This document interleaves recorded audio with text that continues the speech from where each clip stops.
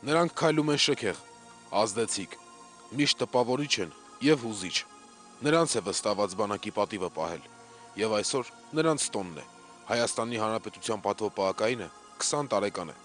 Ողջույն, հանրային եթերում Մարտիկ հաղորդաշարն է, եւ ձեզ հետ է Տիգրան Մակարյանը։ Նրանք դիմավորում եւ ճանապարհում են նախագահներին, վարչապետներին եւ անգամ թագավորներին։ Նրանք քայլում են աշխարհի բոլոր երկրամասերի բոլոր զորահանդեսներին։ Եվ վերջապես, երբ լսում եք, որ նախագահները կամ արտասահմանյան պատվիրակությունները ծաղկեպսակ են դրել որևէ հուշահամալիրի վրա, չարժե ուղղակիորեն հասկանալ. 80 կիլոգրամանոց ծաղկեպսակները ոչ թե նախագահներն են տանում, այլ նրանք պատվոպահակայինի սպաներն ու զինվորներն են։ Այս զինվորների առաքելությունն է աշխարհին ներկայացնել Հայաստանի Հանրապետության զինված ուժերի հզորությունը։ Երկրի ոչ մի կարևոր իրադարձություն չի անցնում առանց նրանց մասնակցության։ Կատարյալ համազգեստ, օրինակելի կեցվածք, յուրաքանչյուր շարժման մեջ ճշգրտություն եւ կտրուկություն։ Գրեթե յուրաքանչյուր պետության խորհրդանիշներից են ներկայացուցչական զորքերը, ազգային գվարդիան, նախագահական ջոկատը, թագավորական անվտանգությունը եւ այլն։ Յուրաքանչյուր երկրում այս էլիտար զորամիավորումներն ունեն իրենց յուրահատուկ համազգեստը, կեցվածքը, անգամ իրենց սեփական շքահանդեսային քայլքը։ Նրանք խորհրդանշում են իրենց երկրի սուվերեն ուժը։ Նրանց ծառայությունն է ճշգրիտ եւ կոնկրետ իրականացնել ռազմական արարողությունները։ Նրանց առօրյան հիմնականում տոնական է։ Տարբեր երկրների նախագահների դիմավորում եւ ճանապարհում, հուշարձանների եւ հուշահամալիրների բացում, անհայտ զինվորի շիրիմին ծաղկեպսակ դնել։ Այսօր մենք մեկ օր կանցկացնենք հենց նրանց, հայոց պատվո ասպետների հետ, որպեսզի հասկանանք ինչպիսին են տեսնում հայոց բանակը մեր օտարերկրյա հյուրերը եւ ինչով է ապրում Հայաստանի Հանրապետության զինված ուժերի լավագույն ջոկատներից մեկը, որն այսօր իմիջայլուց արդեն 20 տարեկան է։ Նրանց մասին ասելիքը շատ է։ Պատվոպահակային զորքերը ինչպես Հայաստանում, այնպես էլ ողջ աշխարհում շատ մեծ ու հետաքրքիր պատմություն ունեն։ Եթե մեկ հաղորդման մեջ չհասցրեցինք պատմել ամենը, կսպասեք մեզ նաև մյուս կիրակի, բայց սկզբի համար գտնենք մեր պատվոպահակ Մարտիկին։ Ողջույն, պարոն կապիտան։ Մարտիկ հաղորդաշարը ողջունում է ձեզ։ Պարոն կապիտան, այսօրվա մեր հաղորդման հերոսն է պատվոպահակային ստորաբաժանման ավագ սերժանտ Քամալյանը։ Կբնութագրեք նրան։ Ավագ սերժանտ Քամալյանը, որ արդեն իր ծառայության ընթացքում մասնակցել է շատ միջոցառումների եւ շատ կարճ ժամանակահատվածում իր բարեխիղճ ծառայությունով եւ լավ կարգապահությամբ արժանացել է ավագ սերժանտ կոչմանը եւ հանդիսանում է 3-րդ դասակի հրանտարի տեղակալ որպես նաեւ վաշտի ավագ որպես։ Շնորհակալություն։ Կօգնեք գտնենք նրան։ Մեծ սիրով։ Գնացինք։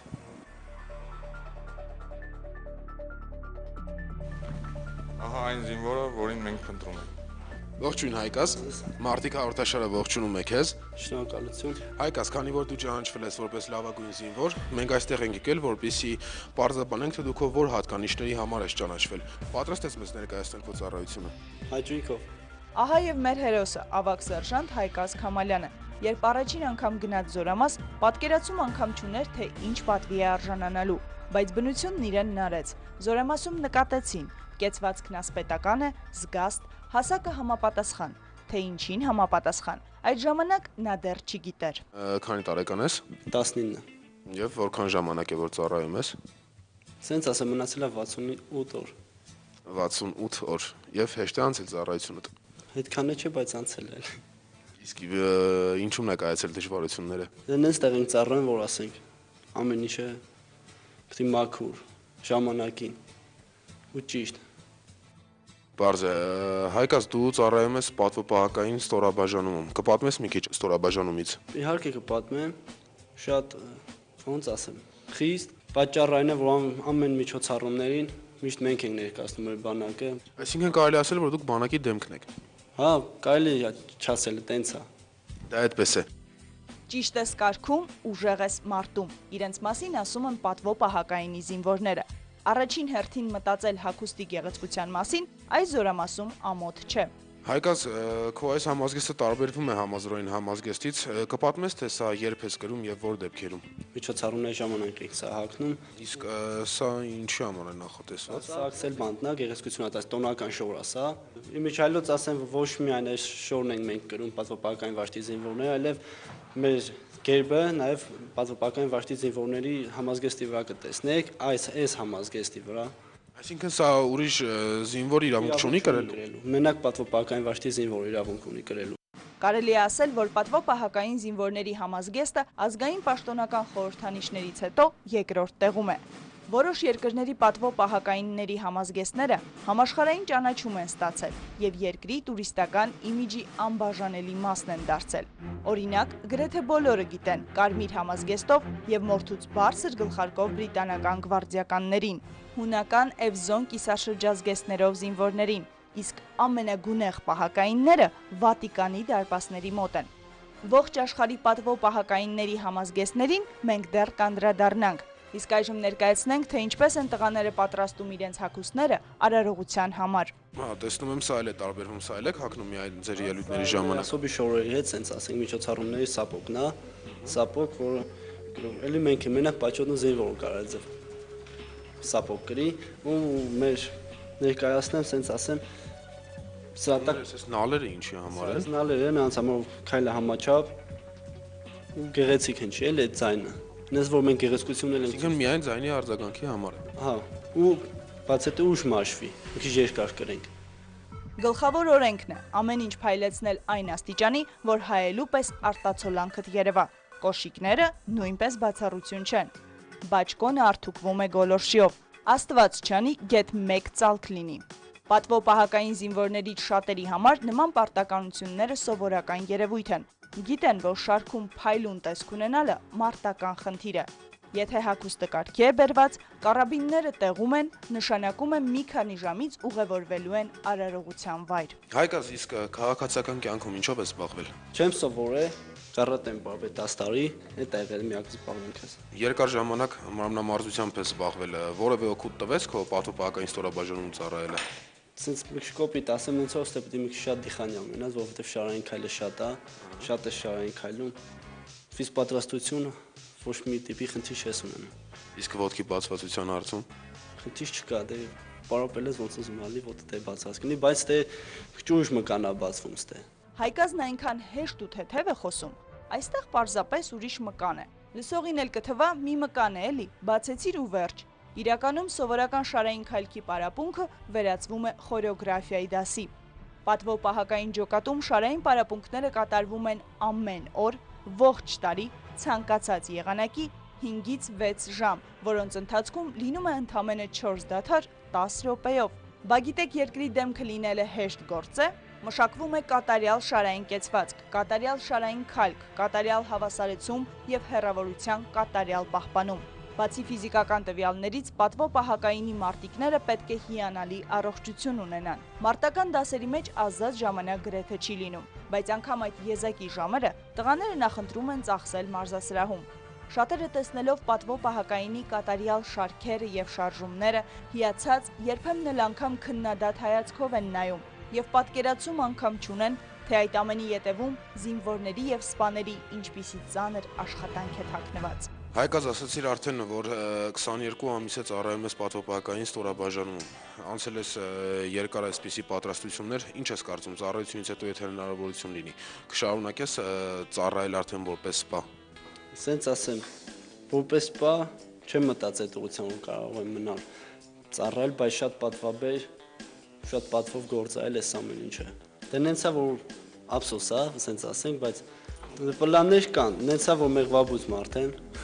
ասենք ինչ աչքս բացել եմ, այդ գործով եմ զբաղվել ու կաշխատեմ ավելի շատացնեմ ու հզորացնեմ։ Լավ, հուսով եմ մեզ մի փոքր կյուրասիրես համտեսենք քո պատրաստած մեղրից։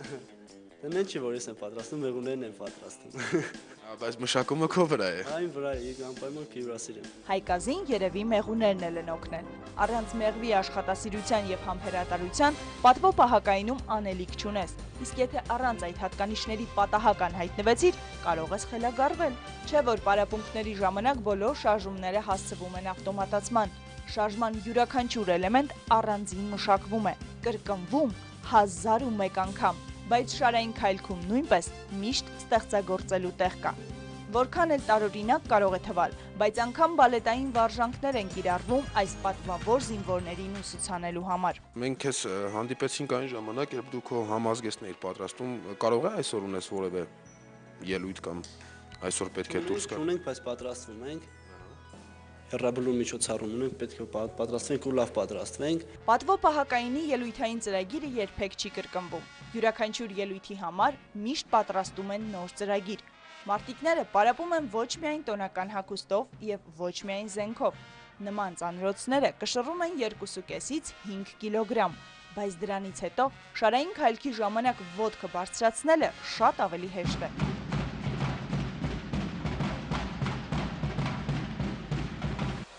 Երբ ողջ երկիրը հանգստանում է, նրանց համար ամենածանր աշխատանքային օրերն են, չէ որ բոլոր տոնական օրերին երկիրը հենց նրանք են ներկայացնում։ Որևէ դեպք եղել է, երբ խափանվել է դեֆիլեն։ Աշխատում ենք նցելի չլինի, բայց որ նման են ցույց տալիս, որ տենց բան չկա, տենց պետք է լիներ, կամ այդ քայլը պետք է այդքան ուշ գնար։ Իհարկե, 2 տարի սովորելուց հետո կարելի է այնպիսի վիրտուոզ հնարքներ կիրառել, որ սխալն անգամ մասնագետները չնկատեն, բայց պատվո պահակային զինվորների հետ տեղի են ունենում շատ ավելի արտառոց միջադեպեր, քան պարզապես վրիպելը։ Замок заело. Не может открыть. А эти стоят, ждут.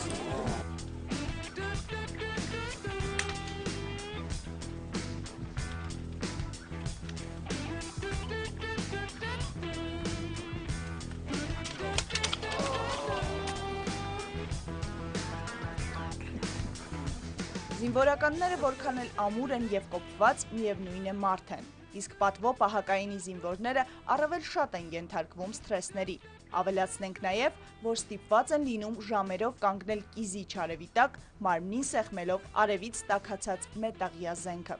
Մադրիդում շքահանդեսի ժամանակ պատվո պահակայինի զինվորը ուշագնաց եղավ արքայադուստր Լետիցիայի ներկայությամբ։ Փարիզում Խուտ Սինթաոյի մատուցվելիք ընթրիքի ժամանակ դահլիճում կանգնած զինվորը ուշաթափվեց։ Թաքուհու ծննդյան օրվա պատվին կազմակերպվող երկրի խորհրդանիշների դուրսբերման արարողության ժամանակ զինվորներից մեկը ուշաթափվեց։ Նրան պատգարակով տարան։ Թագավորական պահակայինը ուշաթափվեց Կոպենհագենի Քրիստիանբուրգ ամրոցում։ Զինվորականները տանում են ուշաթափվածին։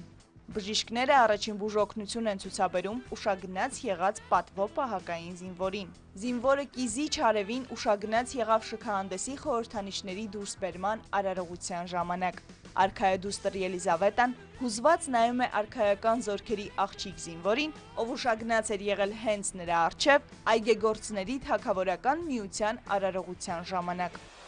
Բա գիտեք, պատվո ասպետ լինելը հեշտ գործ է, բացարձակ։ Ավելի ճիշտ ասպետներ դառնում են, եթե մանկությունից ասպետական մտածողությամբ եւ կարգ ու կանոնով են դաստիարակվում։ Այժմ ժամանակն է, որպեսզի մենք իջնենք ներքև եւ ծանոթանանք այն մարդկանց հետ, ում շատ է հետաքրքրում քո բանակային առօրյան։ Պատրաստ ես։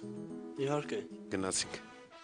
Հայ ասպետ հիմնադրամի առաքելությունն է Հայաստանի Հանրապետության ողջ տարածքում եւ Արցախում պատանիներին, երիտասարդներին դաստիարակել համամարտկային ազգային բարձր գաղափարներով, ասպետական բարեկրթությամբ եւ ոգով։ Հայ ասպետները հաստատ ձեզ հայտնի են նաեւ համանուն կրթական հեռուստահաղորդաշարից, որտեղ պատանիները փայլում են իրենց գիտելիքներով։ Այդ ամենը հենց այս հիմնադրամում տրվող կրթության շնորհիվ է։ Հայգազ ջան, ծանոթացիր Հայ ասպետ հիմնադրամի սաները եւ նրանց տնօրեն Կարին Տոնոյանը։ Շատ ուրախ ենք, որ մենք հիմա տեսնում ենք լավագույն զինվորի եւ մեծ հպարտություն է, որ նժդեհիկները այսօր կծանոթանան ձեզ հետ, սիրելի Հայգազ, որովհետեւ լավագույն զինվորը միշտ օրինակ է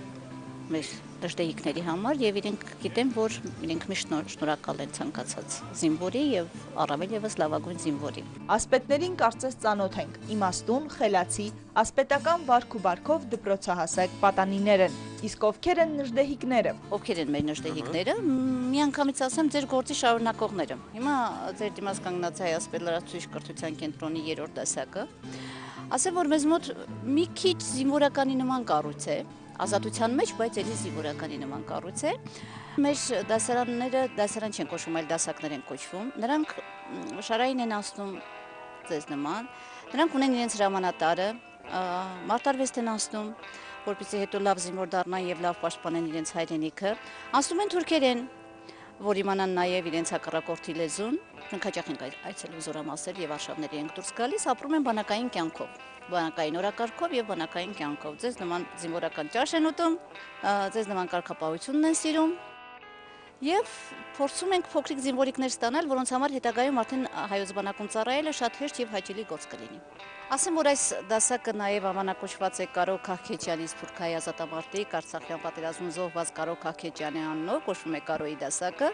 Իրենք շատ լավ գիտեն Կարոյի մասին եւ ունեն իրենց նշանաբանը։ Հայրենիքը մեր է, մեր հայրենիքինը։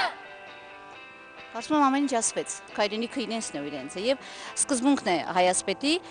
հայրենիքի յուրաքանչյուր հողի վրա իրենք պետք է ոտք դրած լինեն, այսինքն ամեն տարի իրենք մի քանի անգամ արշավների են գնում տարբեր վայրեր, տարբեր մարզեր Հայաստանի եւ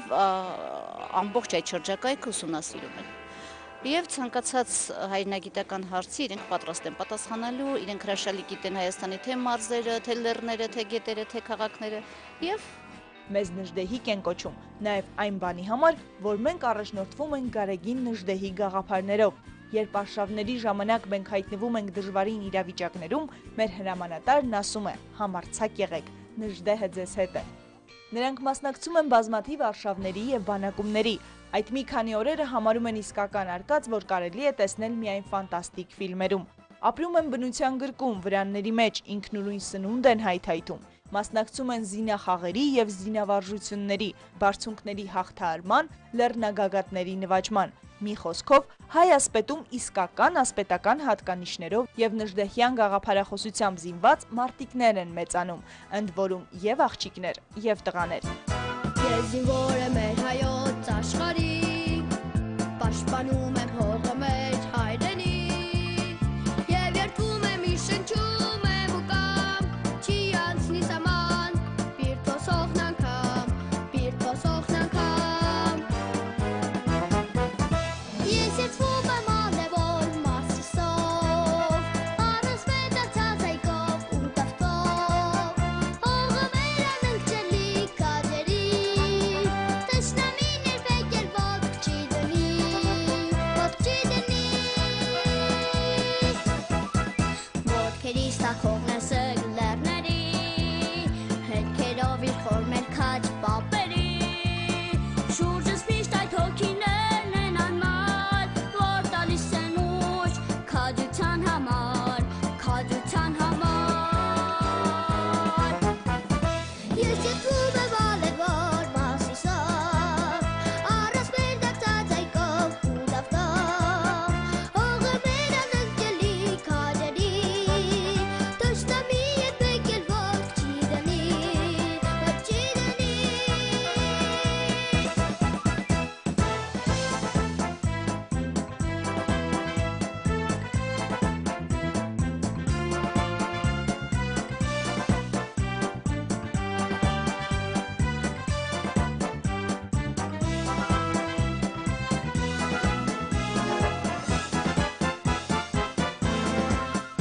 Ես զինվոր եմ մեր հայոց աշխարհի, մարտերում թրջված դարձած քաջարի, եւ երդվում եմ թշնամին վայրենի, իր ոճիրներով հողնաշի պղծի, հողնաշի պղծի։ Ես երդվում եմ ալևոր Մարսիսով, առանց մեր դարձած այգով ու դավթով, հողը մեր անընկճելի քաջերի, Թշնամին երբեք էլ ոտք չի դնի, ոտք չի դնի։ Երդվում ենք, երդվում ենք։ Ակամայից հարց է ծագում, թե ով է այսօր ավելի մեծ պատվի արժանացել։ Պատվո պահակային վաշտը, որ նման յուրահատուկ հյուրեր ունի, թե փոքրիկները, որ մեր բանակի լեգենդար վաշտի ծննդյան օրվա հյուրն են։ Շադի, կայլով, արշ, Երեխաներն իրոք տիրապետում են մարտական շարային քայլվածքի, այն քայլքին, որով ամեն օր քայլում են մեր բանակի բոլոր զինվորները, բայց պատվո պահակայինը այլ է, նրանց քայլքը շքահանդեսային է եւ շատ ավելի բարդ։ Պատվո պահակայինի շքահանդեսային խորեոգրաֆիկ քայլքը ամբողջ աշխարհում հայտնի է տպվող քայլք անունով։ Տպվող քայլքը նաև հայտնի է պրուսական քայլք կամ պրուսական արարողակարգային քայլք անուններով, իսկ ՆԱՏՕ-ի երկրներում կոչում են բադային քայլվածք։ Սա զինվորականների արարողակարգային քայլքի ձև է, որը կիրառվում է որոշ երկրների ռազմական շքահանդեսների ժամանակ, գլխավորապես նախկին Սովետական միության երկրներում, Չինաստանի Հանրապետությունում, Գերմանիայի Դեմոկրատական Հանրապետությունում և կիրառվել է Իտալիայում Մուսոլինիի կառավարման տարիներին։ Քայլքի այս ձևի իմաստն է շարժման ժամանակ ոտքն այնքան բարձր ձգել, որ մարմնի հետ գրեթե ուղիղ անկյուն կազմի, ընդ որում ոչ մի դեպքում ծնկները չեն ծալվում։ Քայլքի որոշ տարբերակներում ոտքի թաթը կարող է ձգվել մարմնի հետ լիարժեք ուղղահայաց գիծ ստեղծելով։ Քայլքի ժամանակ ոտքն իջնում է հատակին ոտնաթաթի ողջ մակերեսով և հպման պահին հարվածի հստակ և բարձր ձայն է լսվում։ Հենց այդ ձայնի պատճառով էլ կոչվում է տպվող, երբեմն նաև դոփող քայլք։ Տպվող քայլքը առաջին անգամ կիրառման մեջ է մտել Պրուսիայում Ֆրեդերիկ II կողմից։ Բազմաթիվ ուսումնասիրողների կարծիքով քայլքի այս ձևը կարգուկանոնի և դաստիարակչական առումով հսկայական նշանակություն է ունեցել զինվորների համար։ Բացի այդ, տպվող քայլքի արագությունը րոպեում 75 քայլ հնարավորություն է տալիս զինվորներին շարքերում հավասարություն պահպանել, ինչը 17-ից 18-րդ դարերում մարտադաշտում զորքին հաջող կառավարելու անհրաժեշտ նախապայման էր։ Բադային քայլվածք տերմինը հայտնվել է դեռ հեղինակ թագավորի կյանքի օրոք։ Հենց այսպես կոչեցին Ֆրեդերիկի նորամուծությունը անգլիացիները։ Ավելի ուշ երկրորդ համաշխարհային պատերազմի տարիներին բադային քայլվածք տերմինը մեծ տարածում ստացավ ԱՄՆ-ում, քանի որ հենց ձգված, տպվող քայլով էին շարժվում Հիտլերի զորքերը։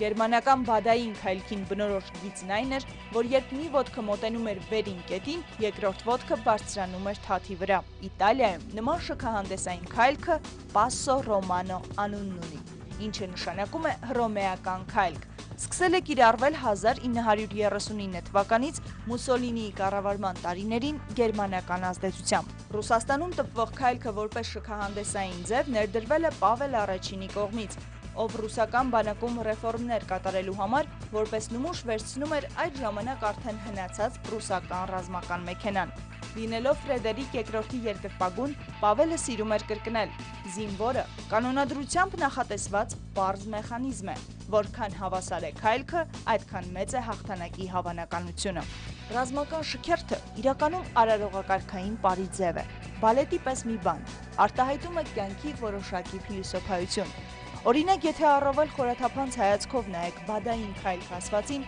կհասկանաք, որ սա աշխարհի ամենասարսափելի տեսարաններից մեկն է։ Սա բացարձակ եւ անզիջում ուժի ցուցադրություն է։ Դիտողի մոտ ոչ թե պատահականորեն, այլ լիովին կանխամտածված կերպով դեմքը ճզմող կոշիկի ասոցիացիա է առաջացնում։ Իմիջայլուց, գիտեք թե ինչու են աշխարհի բոլոր երկրների զինվորները մարտական քայլքը սկսում ձախ ոտքից։ Այս սովորույթը ծնվել է հնագույն ժամանակներում։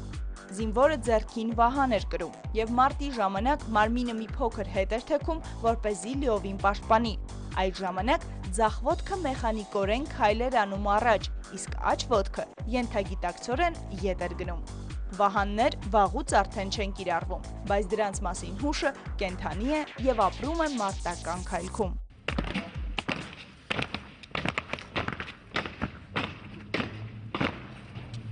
Դասակների աջ, դերց, տարեցյունը ճորս գծային, հավասարությունը աջ, գալո, մա։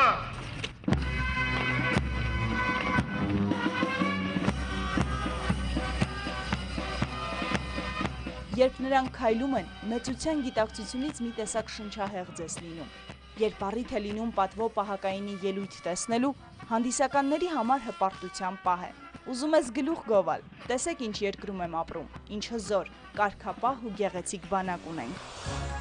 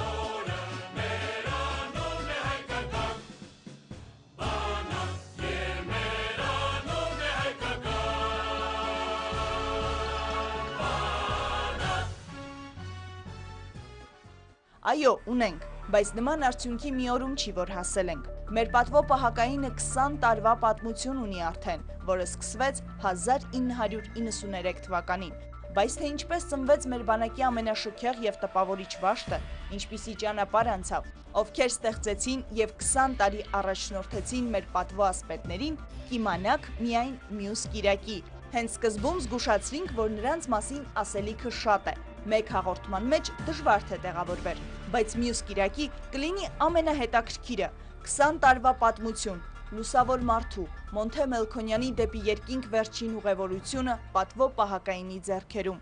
Աշխարհի ամենահետաքրքիր, ամենազավեշտալի, ամենատարօրինակ պատվո պահակայինները։ Նրանց պատվո ասպետների պատվական եւ պատմական զենքը՝ կարաբինը, ինչ ասել է դեֆիլե, ինչպես է բեմադրվում եւ ինչպես իրականացվում։ Այս ամենը եւ ոչ միայն ուղիղ մեկ շաբաթից։ Սպասեք անհամբեր, քանի որ պատիվ ունենք։ Կյանքս կտամ հայրենիքիս, հոգիս աստծուն պատիվս ինձ, զենքս որ դուս իսկ սերես մայրերին կտամ,